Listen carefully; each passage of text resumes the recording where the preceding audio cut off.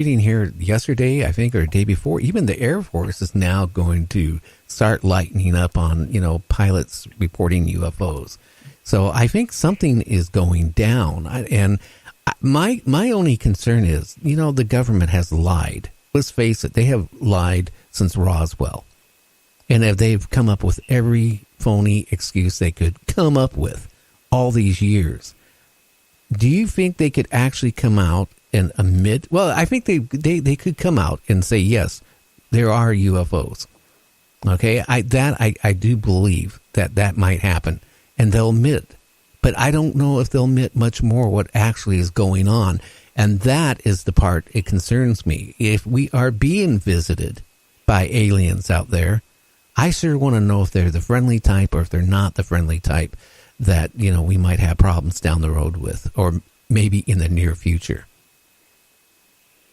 Well, if the reports that we've been getting for so many years have any truth to them at all, there may be a number of different groups that are visiting us, a number of different alien species and races. And we've all heard about these, the Greys and the Nordics and the reptilians and the insectoids and all these types. And there may be a variety of motivations and agendas there, some of which could possibly be beneficial to us, and some of them may be not beneficial to us. But I will say this, Gary, if we are being visited by alien groups, whether they be extraterrestrial or interdimensional or time travelers or whatever, they're visiting us for their purposes, for their agenda. I don't think that they're here to please us. No, that's where I hate to say it, doing a show like this, I'll get guests on occasion. They'll come on and say that they were abducted and that the aliens are here basically like the old Twilight Zone, to serve man. But they're saying they're here to, to help man, to keep us from being in wars and stuff. I don't think they really care about that. I think, it's again, like the Men in Black. I had a guest on my show last week, Susan Shepard, and she was talking about in her area that in the 60s, they had in their little community, the Men in Black come around and ask questions. What I found very interesting, she described these guys wearing all black hat, black shirt, black coat, the whole thing. But they drove up in an old car, like a late 50s, that looked brand new, all black naturally. And then that's when I started thinking, I've been into CB, amateur radio, and commercial radio all my life. And I started thinking, how long does it take to transmit a TV signal? Especially not nowadays, but I'm talking about when they used to have these huge, transmission towers to, for your local stations to transmit. Those signals to go out in space could take years to get somewhere. So could you imagine maybe aliens or humanoids from some other place? They start getting these clips of, like Leave It to Beaver or Cheyenne, or, all this type of thing. And they think that's what our Earth is like. So when they come here to visit us, they are behind times.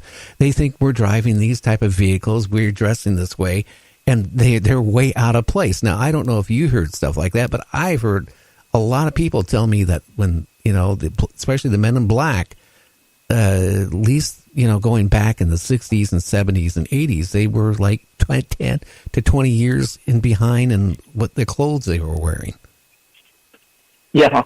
No, I've heard those same stories, and it's just plain weird.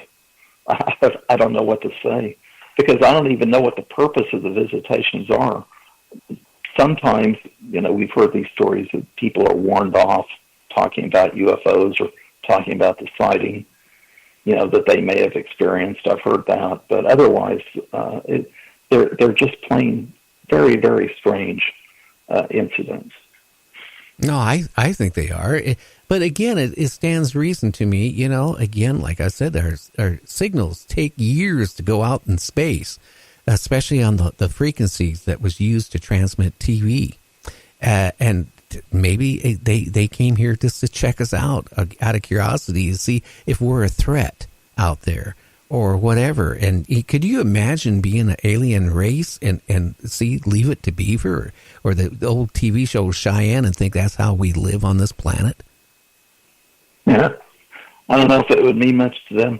I'll tell you one thing, Gary, that I thought about is you hear people say, oh, the aliens are interested in our nuclear weapons and they're keeping us from getting into a nuclear war. And I think that's naive because since the Manhattan Project, there have been at least 2,000 nuclear detonations on Earth, and the aliens didn't stop a single one. No, they haven't. And that right there tells you I don't think they're here to serve man in the way that a lot of people think they are. I'm going to say this and we'll get back into what you want to say. I have my contacts through the years. I got back here maybe a year ago, a bunch of pictures, not just cattle mutilation pictures, okay? I got pictures of people that were mutilated, from the Amazon, from Brazil, and Argentina, and a few other places. And these were done even out in the jungle. But their hearts were removed. Certain glands were removed. All done with like a laser precision, if not more accurate. Now, there's no way out in the middle of the Amazon that's going to happen. Or, in some of these other, third world countries, that's going to happen. And it intrigued me. Because, I looked at those pictures and I couldn't sleep for a couple nights. Because that's when I started thinking, well, if the contact we're having maybe isn't as friendly as some of these people claim and think they are. Well, it's interesting because, we do hear these stories occasionally about human mutilations. I haven't heard very much, and I don't know if they're occurring or have occurred and it's being kept hush-hush. And let's hope to high heavens that it's not occurring on any level or scale. Nothing like the cattle mutilations, for crying out loud. But I will say this: I don't know if you're aware of Ray Hernandez with the Free organization, but one point he's made is that in the early abduction sequence, when a person undergoes an abduction sequence, early on, the first experience or two is very negative for the person because, it's obviously a very strange experience. It's upsetting. But Ray Hernandez has made the point that if these abductions continue, that the person becomes more positive about it, and it actually turns out to be a much more positive experience for the person. Well, so I don't know if we can say that it's all negative. No, but that's almost like if you go out and let's say you have a kidnap victim, right? And you go out and kill a couple people, but this one kidnap victim you keep alive. All of a sudden that person becomes so scared at one point, emotionally dependent on, wanting to live, that they will actually do all the bidding for that murder. So sometimes it makes me, and I'm trying to think what the effect they call it, but it just Stockholm syndrome. Stockholm syndrome, yes, and yeah. That almost makes me feel the same way when someone has been abducted, and they've been abducted a few times. At that point, I think something, they're either being brainwashed or whatever's happening, so they take maybe this bad thing. And somehow it's not bad. They're here to serve man and help man. Timothy Collin, who was abducted, had an implant put in. Calvin Parker, when I managed to get out to him, that he got the feeling that the abduction was not here to, help mankind. It was more like an evil type of thing. And they didn't care about him as a living thing. That's what I think. And maybe I'm totally wrong. Could very well be. I draw an analogy to what the Native Americans faced when Europeans came over. And Europeans were landing in different places. You had people coming from England, from mainland Europe, from Spain, from the Mediterranean, and some of them were not very nice at all, not very friendly. And most of them, almost all of them, were not acting in the interests of the Native Americans for sure, but their behavior varied somewhat. Some were maybe more humane than others, and some were downright cruel and ugly. And I think we may be facing an analogous situation if we're dealing with so-called alien groups. You know, different species, different races, coming from different places with different agendas. Yeah, and I'm just wondering what their agenda is with our planet. You know, I go back, you know, I really feel strongly that our planet has been rebooted, you know, maybe once or twice. But I go back, you know, to the Sphinx. I go back to the pyramids. I go back even farther than that. You know, they came recently that the Sphinx was under an ocean. For years, they thought the wear marks was caused by sand. Now, in the last couple months, they're coming up, the scientists are now saying, ooh, the pyramids at one point were under the ocean too. That predates mankind as we know as mankind. And I'm just wondering, you know, that maybe our God or gods or whatever was maybe a alien race that originally came down to this earth to harvest our resources, brought humanoids as slaves, and that's how we got our start with our humans on our planet. I don't know. I don't know how you feel about that, but I just feel so strongly it makes sense, because I don't think anybody's been able to prove how they built the pyramids. They don't even know how the Sphinx got there in the first place or how old it is. It just contradicts everything that, you know, you read in the books. Yeah, and by the late '80s and early '90s, Gary, this sentiment was being expressed that if there have been these alien visitations over many, many years, that mankind's very genetics had been manipulated, and that it's possible that we had been created by such groups, or that we're some kind of a hybrid that has been created by these groups. And if any of that is true, mankind is going to be in for a big, big, big psychological adjustment.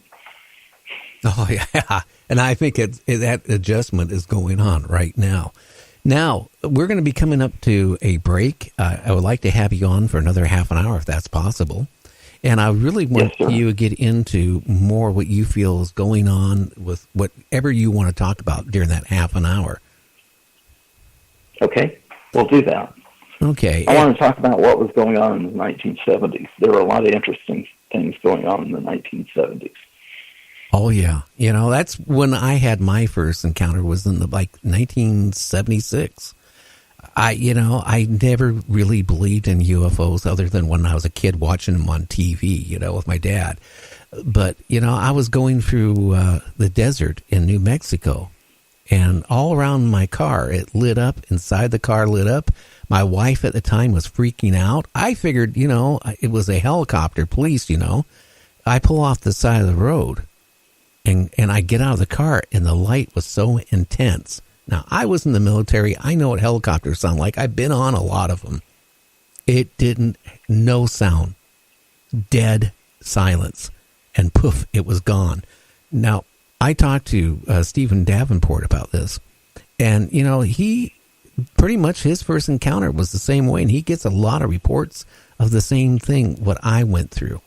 Now, just out of curiosity, as an investigator with Mufon, have you run into that type of thing?